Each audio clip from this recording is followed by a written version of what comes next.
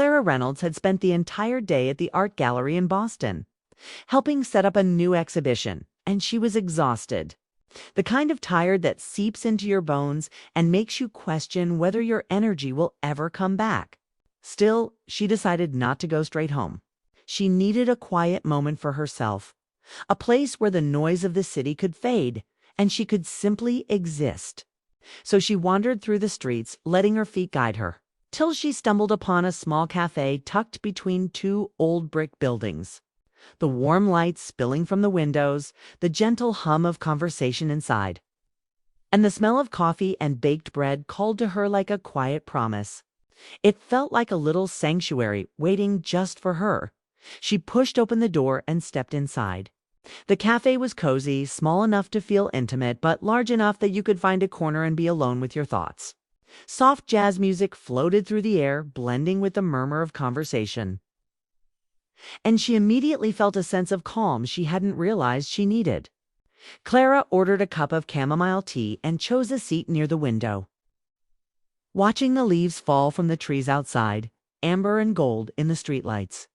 It was a scene she had walked past countless times, but tonight, it felt different. Alive, full of quiet potential. Almost as soon as she settled in, the door opened again, letting in the cool autumn air and three men who seemed to carry a presence that instantly shifted the atmosphere of the room. Clara couldn't help but notice them, though she tried to act casual. The first was tall and serious, with eyes that seemed to hold stories he didn't speak out loud. He had a calmness that was almost magnetic, as if he had seen the world in ways that most people never would. The second, charming and quick to smile, carried a warmth that made everyone around him feel instantly welcome. His laughter was infectious, and his energy seemed like sunlight spilling into the room.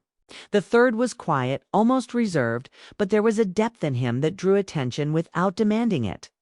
He watched the world with a kind of curiosity that made people feel seen, like their smallest actions mattered. Clara felt a strange pull toward them, though she didn't know why. And she caught herself wondering if she was imagining it. By chance or perhaps fate, they ended up at the same table. Clara felt a small rush of nerves as they greeted her, their smiles genuine and unforced. Conversation began casually, but it quickly gained momentum. They spoke of ordinary things at first: Boston's weather, the quirks of city life, but soon the dialogue turned deeper. They shared dreams and regrets, little stories of heartbreak and hope, and anecdotes from days that seemed far away but lingered in memory like old photographs. Clara found herself opening up in ways she hadn't in months. She laughed at jokes she didn't expect to, and she felt her shoulders relax, her worries slowly slipping away. The energy between them was easy, natural, like she had known them longer than the evening had allowed. Ethan, the charming one, leaned closer at one point, teasing her about a small comment she had made. It wasn't flirtation exactly, but it carried a warmth that made her smile without thinking about it. Michael, the quiet one, listened with such intent that Clara felt as if every word she spoke mattered.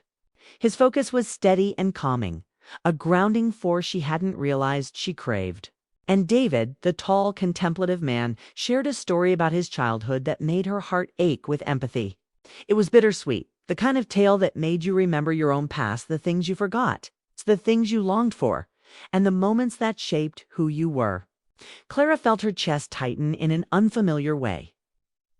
A mixture of nostalgia, admiration, and connection she didn't quite understand. Time passed unnoticed. The cafe staff started dimming the lights and clearing tables, signaling the night was ending, yet none of them seemed willing to leave. Clara glanced at her watch and realized hours had gone by like minutes. She had come in seeking solitude and found instead an unexpected connection. Three strangers who had somehow managed to make her feel alive again. Her heart was light, her thoughts buzzing with the kind of excitement she hadn't felt in years. There was laughter and a subtle intimacy in shared silence. A mutual understanding that tonight was something special. The men seemed equally reluctant to part ways. They exchanged glances, brief smiles that carried unspoken questions, unspoken suggestions. Without saying much, There was a collective sense that the evening wasn't finished, that the story they had started at the table could continue. Clara felt a thrill she couldn't quite explain, a flutter in her chest that mixed excitement with a hint of nervousness. It was unusual, this spontaneous feeling, and yet it felt perfectly natural. As if the universe had nudged her into a moment meant to be. David's calm voice broke the quiet, suggesting they take a walk. The others agreed immediately, and Clara found herself swept along, her cup of tea forgotten, replaced by anticipation. They stepped back into the crisp night air, and Boston seemed transformed. The usual sounds of traffic and chatter faded into a gentle hum, and the city lights sparkled like tiny stars grounded on the earth. Each step felt deliberate, yet free, and Clara felt an uncharacteristic sense of abandon. She wasn't thinking about her usual responsibilities, her deadlines, or the exhaustion that had weighed her down all day. She was here, fully present, carried by the rhythm of laughter, conversation, and a shared sense of wonder as they walked. Clara noticed how distinct each man's personality was, yet how seamlessly they complemented one another. Ethan kept the mood light, cracking jokes, teasing her gently, and keeping her laughter flowing. Michael shared thoughts that felt profound without being heavy, making her reflect on her own dreams and fears. David's quiet presence was reassuring, his occasional words measured and thoughtful, giving weight to the moments that didn't need to be spoken aloud. Clara felt a warmth spreading through her that wasn't just physical. It was emotional, a rare mix of comfort, admiration, and curiosity. At one point, they passed a small fountain in a quiet square. The water shimmered under the streetlights, and the men paused, letting the moments settle around them. Clara felt like she was suspended in a bubble of time, away from responsibilities, expectations, and the routine of life. Ethan made a playful comment that made her giggle. Michael offered a small, thoughtful observation about the changing seasons, and David simply smiled, as if content to be part of the moment without needing to shape it. Clara realized she hadn't felt this alive in a long time, her heart racing, her mind alert, her spirit tingling with possibility. The night deepened, and yet none of them felt urgency to end it. There was a gentle rhythm to their movements and conversation, a flow that made the world outside the square fade into insignificance. Clara found herself observing them closely, noticing small details, the way Ethan's eyes lit up when he laughed, Michael's slight nod when he agreed with something she said, David's calm gestures that conveyed thoughtfulness without words. She felt an emotional intimacy forming, subtle but undeniable. It wasn't about romance in the conventional sense, though hints of attraction lingered. It was about being seen, heard, and valued in a way she had almost forgotten existed. Eventually, they reached a small park near the river. The city skyline twinkled behind them, casting reflections across the calm water. They sat on a bench together, still talking, still laughing, still sharing stories that were becoming memories Clara knew she would treasure.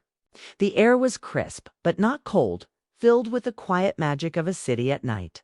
For Clara, the moment felt suspended, her heart full, her mind at ease, and her emotions raw in the best possible way. As the clock moved toward midnight, the reality that the night would soon end settled in. But there was no awkwardness, no sense of pressure. They all seemed to understand that this night was special precisely because it was fleeting. Clara felt a mix of satisfaction and longing, a delicate ache for something she couldn't yet define. Her laughter lingered in the air, her thoughts filled with their words, and she realized she had just experienced something extraordinary. The men finally rose to leave, and as they exchanged farewells, Clara felt a quiet warmth in her chest. There was a connection here she couldn't explain, a sense that paths had crossed for a reason, and a knowledge that tonight would remain vivid in her memory. She walked home slowly, savoring the cool breeze, the glow of streetlights, and the thrill of unexpected friendship and emotional intimacy. It wasn't the night she had planned, but it was the night she needed, a story in itself, a memory stitched into her heart forever. Clara opened the door to her apartment, the sounds of the city fading behind her. She leaned against the door, closing her eyes, and smiled. The night had given her laughter, conversation, reflection, and a rare sense of being truly seen.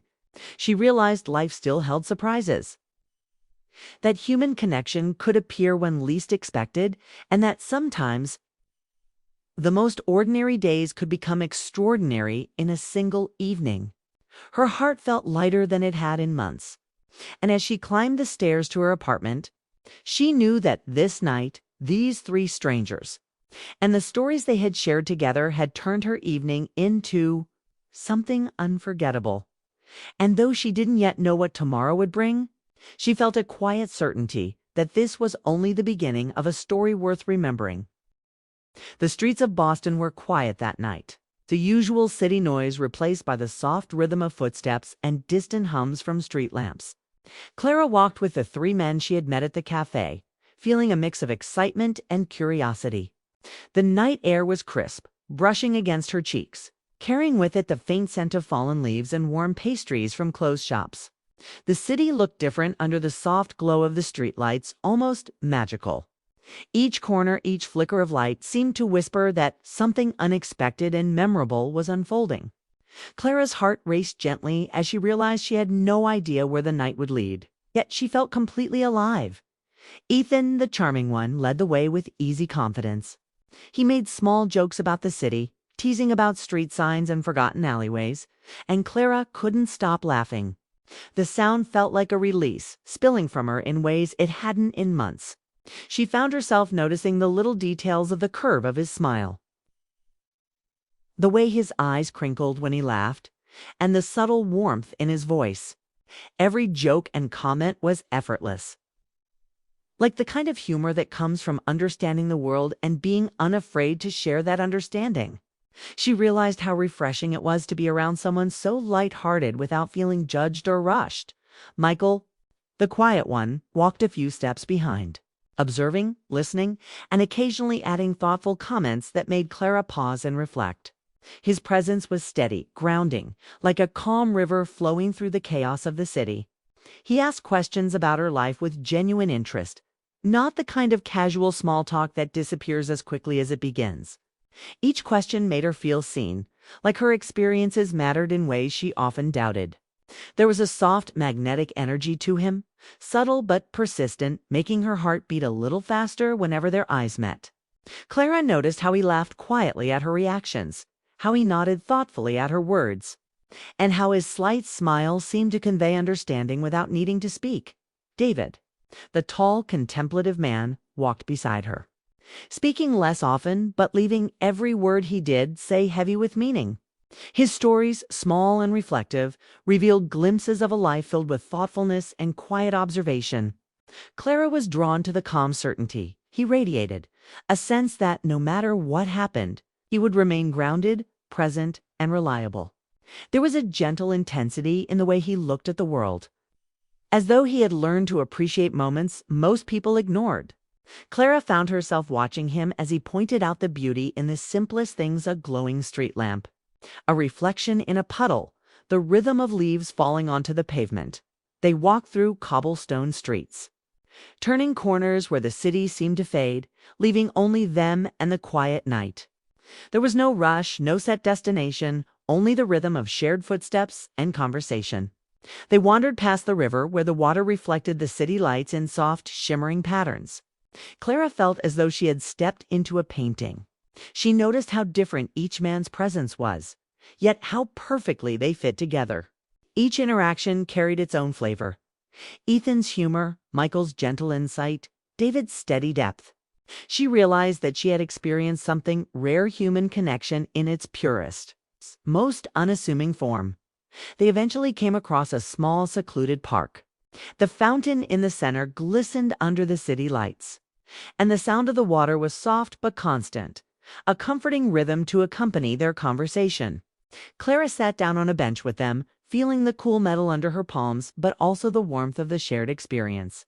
Ethan leaned casually against the back of the bench, sharing funny stories from his college days, exaggerating certain moments in ways that made Clara laugh until she had tears in her eyes.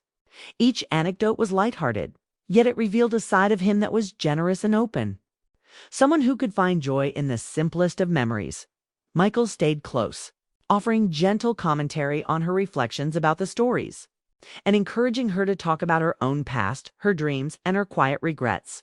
His voice was soft, comforting, and at times almost hypnotic in its steadiness. Clara realized she was speaking freely, sharing pieces of herself she rarely allowed others to see. His presence made her feel safe enough to do so, a rare gift in a world that often demanded masks and guarded expressions. She felt understood in a way that made her heart ache, softly a tender reminder of the importance of genuine connection. David, meanwhile, observed the group, occasionally interjecting with thoughtful comments or small stories from his life. His words were never overbearing. They were carefully chosen, like a brushstroke, that adds depth without overpowering the canvas. Clara admired the balance he brought, an almost unspoken understanding of when to speak and when to remain quiet, allowing moments to breathe. She found herself drawn to the tranquility he offered, a quiet counterpoint to Ethan's energy and Michael's thoughtful insight. It was as if the three men together created a perfect harmony, and she was unexpectedly woven into it. Time moved differently in that park. Minutes stretched like hours, yet none of them seemed concerned with clocks or schedules.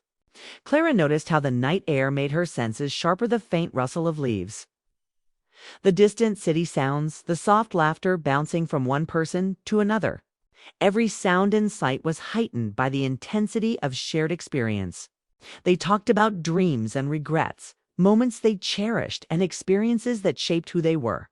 Clara felt a rare clarity and understanding that human connection was as vital as air or water, capable of lifting spirits and opening hearts in ways that solitude never could. Ethan playfully nudged her shoulder at one point, making her giggle, and Clara realized she hadn't laughed like this in months. The laughter wasn't just amusement. It was release, catharsis, a soft unburdening of the weight she carried without even noticing. Michael smiled at her reaction, encouraging her to continue talking about herself, making her feel valued and appreciated. David, in his quiet way, nodded and offered small observations that grounded the conversation, turning lighthearted moments into reflections she would carry long after the night ended. The deeper the night went, the more Clara realized she was experiencing something extraordinary. It wasn't about romance in the traditional sense.